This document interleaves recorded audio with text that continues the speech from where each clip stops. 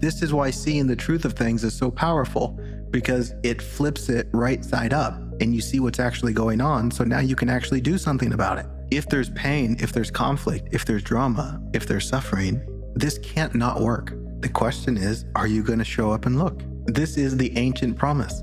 The truth will set you free. Do you see how profoundly true that is?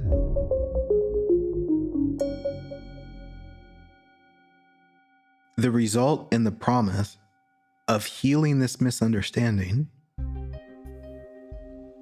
is one of absolute freedom. Or if anything, it's more freedom. Which is also to say, less of the thing that you don't want. And isn't that a fundamental craving? In one way, we can say a fundamental craving is for freedom. But in one way, maybe a more realistic way, it's we crave a little less bullshit. And that would be okay. Right? Like if we got 5% less bullshit every year on our journey, that would be pretty magical. But in order for that to happen, we have to see that we are the creators of the bullshit. Right? Because if you think the bullshit is out there in life, you're just going to try and control everything and try and think that everyone should be different, which is you putting more bullshit into the world. And so you're getting the opposite of what you want. This is why seeing the truth of things is so powerful, because it flips it right side up and you see what's actually going on. So now you can actually do something about it. And yeah, this is a path of radical self-honesty. But again, this is what we've been avoiding for all sorts of innocent, egoic reasons, because we're scared. And so it's understandable. This is why in part I'm continuing this dialogue on the truth that there's nothing to be afraid of. Because if we can see that a little bit, or at least see that there's less to be afraid of than we thought, then we see a little bit more that it's okay to look at these things. And when we look at these things, they become a little bit more clear, which is what helps clean up that filter a little bit. And you start seeing a completely different life. And seeing a completely different life, guess what? Gives you a completely different life. How amazing is that? This is the ancient promise. The truth will set you free. Do you see how profoundly true that is?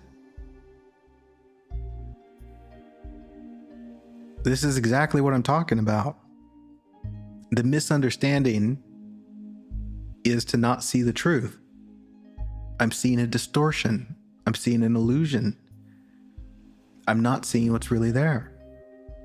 And if you see what's really there, which is to see the truth, it will set you free.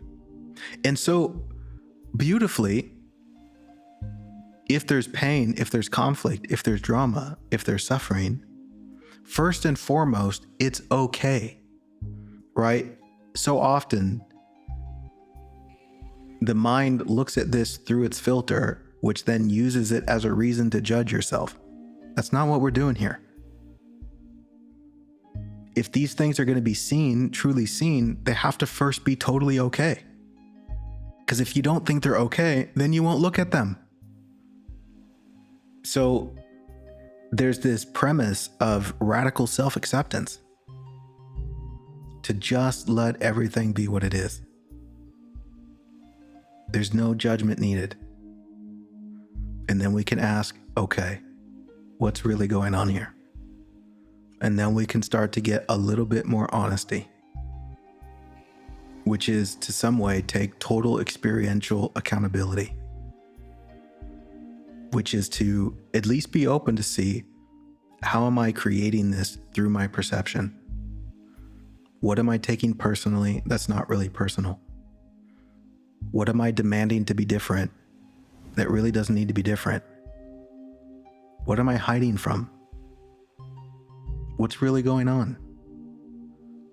You see, then you start looking inward and you see a whole nother world. You see a lifetime of conditioning that is a filter that does not see reality clearly. And that's okay, because it's an opportunity to see something more clearly.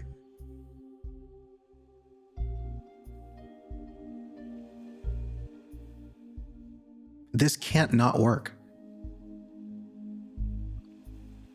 It can't not work. The truth sets you free.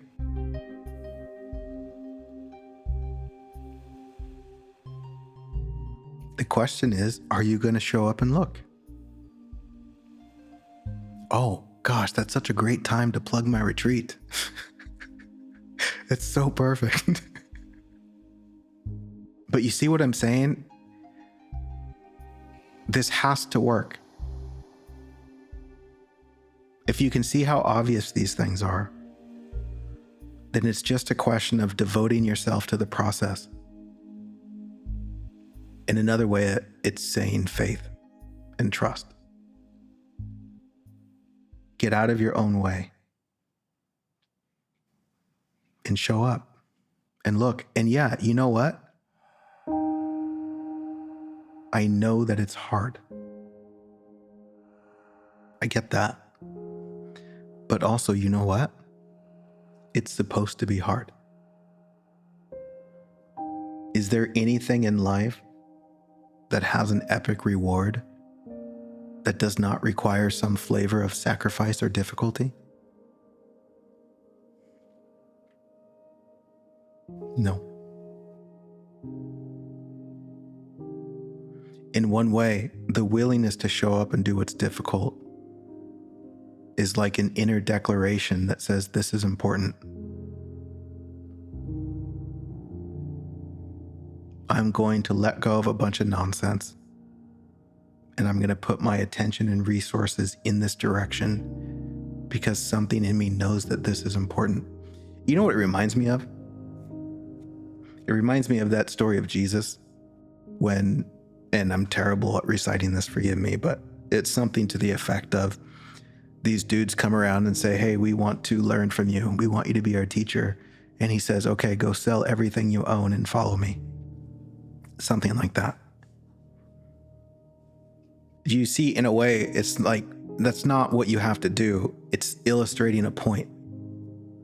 Like, how important is this?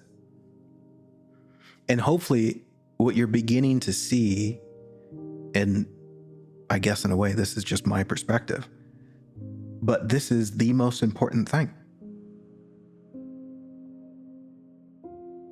It affects everything in my life, right? Healing my perception. Is there anything more important than that?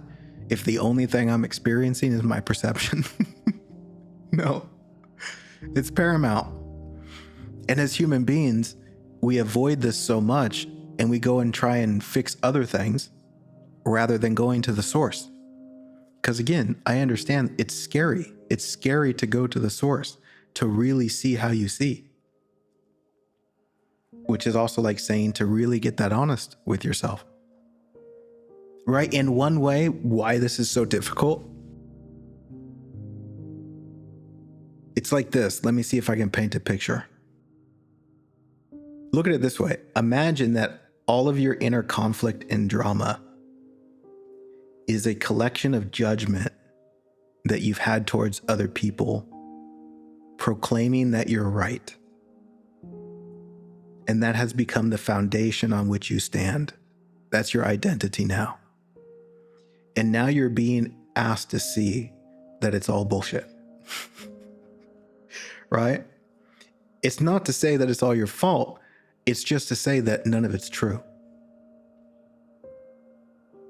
And can you see the threatening nature of that?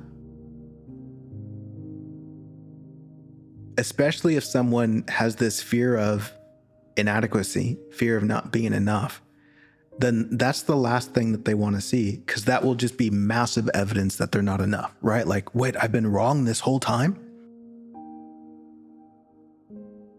That becomes a painful thing to see. But that's just another door we walk through, where it's like, no, it's not that you've been wrong. It's just an innocent misunderstanding.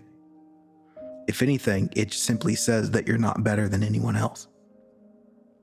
And if you're trying to be better than anyone else, you certainly don't want to see that you're not better than anyone else.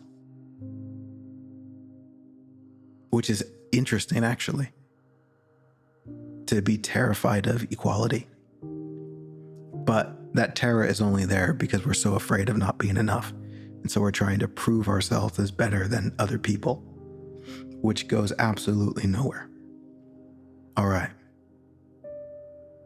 That was fun. Thanks for hanging out with me.